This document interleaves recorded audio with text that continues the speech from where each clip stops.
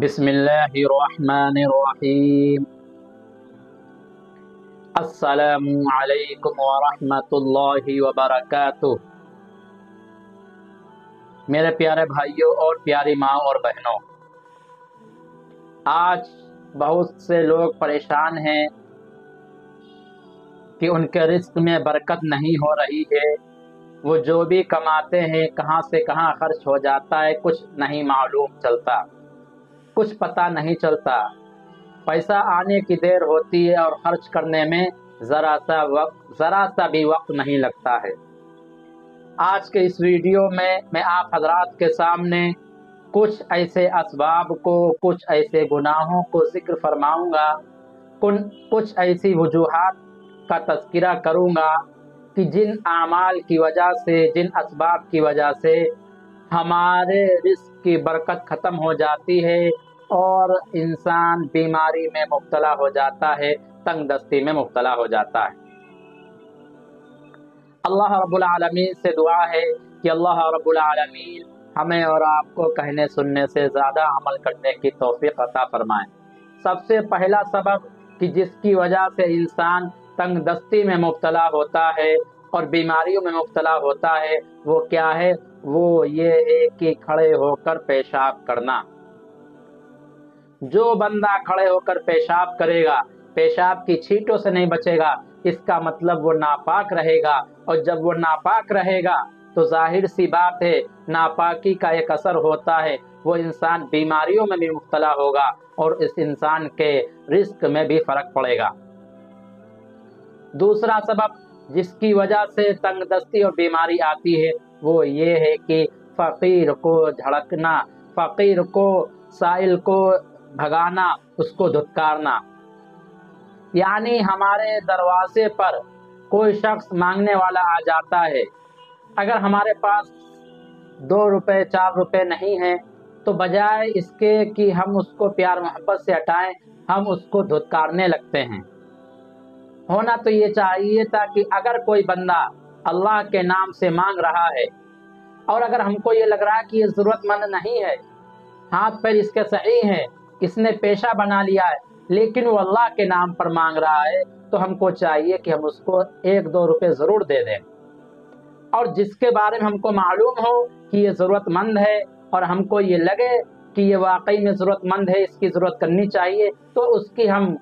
اور زیادہ مدد کر دیں۔ لیکن اگر ہمارے دروازے پر کوئی بھی اللہ کا نام لے کر مانگنے والا آ جائے تو ہم اس کو دھتکارے نہیں، ہم اس کو بھگائیں نہیں۔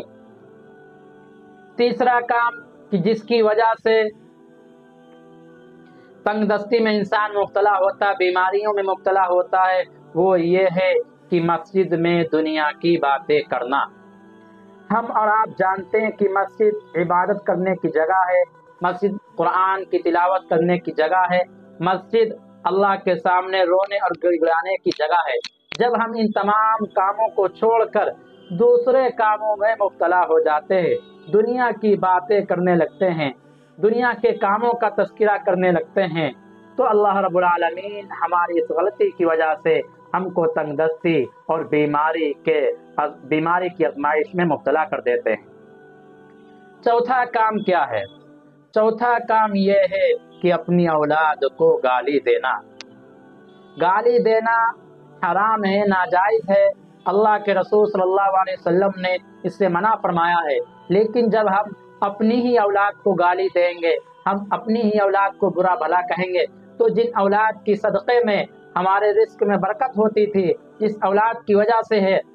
دعاؤں کی وجہ سے، جس اولاد کی برکت کی وجہ سے ہم بہت سی مصیبتوں سے، پریشانیوں سے، بیماریوں سے بچے رہتے تھے، چونکہ ہم ان کو گالی دے کر ان کے ساتھ برا سلوک کرتے ہیں، تو اللہ رب العالمین بھی ہم کو تنگ دستی اور آزمائش میں مبتلا کر دیتے ہیں۔ پانچواں سبب جس کی وجہ سے انسان کا کاروبار ختم ہو جاتا ہے اور انسان آزمائشوں میں اور بیماریوں میں مبتلا ہو جاتا ہے، وہ کیا ہے؟ وہ یہ ہے کہ جھوٹ بولنا۔ اگر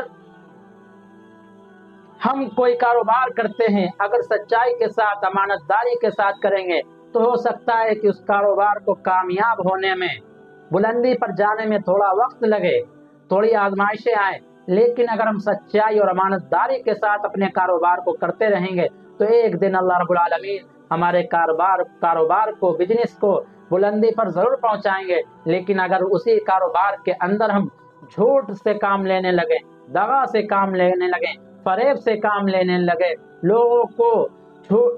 کو ٹوپی پہنانے لگے اور لوگوں کو ہم گھٹیا سامان اچھی قیمت میں بیچنے لگیں، تو ہو سکتا ہے کہ وقتی طور پر تو ہمارے پاس بہت ہی روپیہ و پیسہ ہو جائے اور ہمارا کاروبار بہت بلندی پر پہنچ جائے، لیکن ایک دن یہ آئے گا کہ ہمارا کاروبار ختم ہو جائے گا۔ چھٹا سبب یہ ہے کہ صبح فجر کی نماز چھوڑ کر سوتے رہنا۔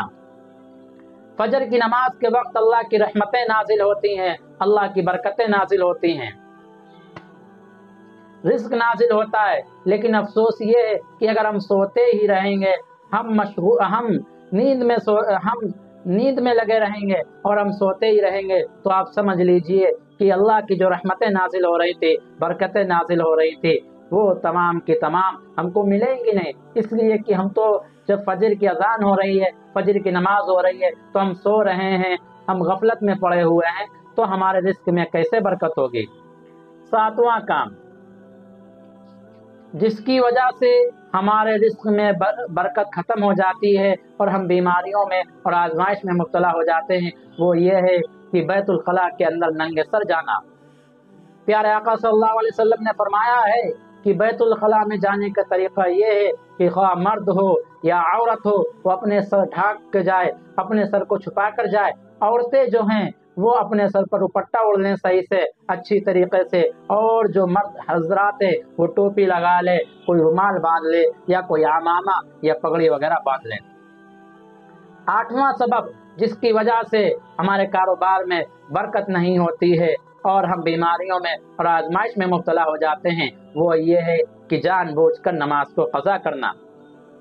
اگر نماز کے اندر اللہ تعالیٰ نے خیر رکھی ہے، بھلائی رکھی ہے، ہم نماز کو قضا کرتے رہیں گے، ہم اپنی اس پیشانی کو اللہ کے سامنے نہیں جھکائیں گے، تو اللہ رب العالمین بھی پھر ہم کو ہمارے حال پر چھوڑ دیں گے۔ اللہ رب العالمین کو پھر ہمارے کاروبار سے کوئی بھی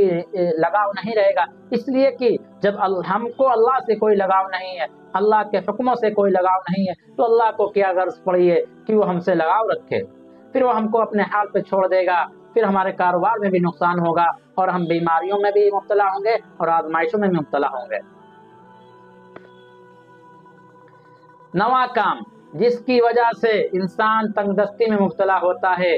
اور آزمائش میں مبتلا ہوتا ہے، وہ یہ کہ گانا بجانے میں دل لگانا، یعنی گانا بجانے کو اپنا پیشہ بنا لینا، اس کے اندر ہمیشہ مست رہنا۔ اگر ہم اس گناہ میں مبتلا رہیں گے تو اس گناہ کی نحوست سے ایک دن